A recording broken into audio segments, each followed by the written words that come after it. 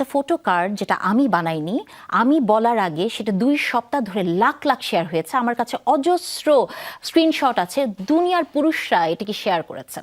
জামাতকে দুনিয়ার পুরুষরা মুনাফেক বলেন, জামাতকে বলেন যে শিবির মিথ্যাবাদী, এই কথা বলেন, বলেন যে জামাতের লোকজন কাফের, এগুলোও তো বলেন।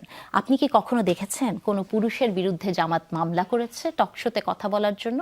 জামাত এই মামলাটি করেছে, আমাকে করেছে, কারণ আমি হচ্ছি সেই নারী যে নারী এখানে বসে প্রশ্ন করি যে জামাতের আমির কি করে বলেন যে তিনি একটি ইন্টারভিউতে বলেছেন যে নারীকে যখন আপনি রোজগারের কাজ করতে দিবেন সেটা তার প্রতি ইনজাস্টিস করা হবে, তাই না? আমি সেই নারী যে নারী প্রশ্ন করি যে জামাত ইসলাম না, ইসলামের সেন্টিমেন্ট নিয়ে কাজ করে, তাই না?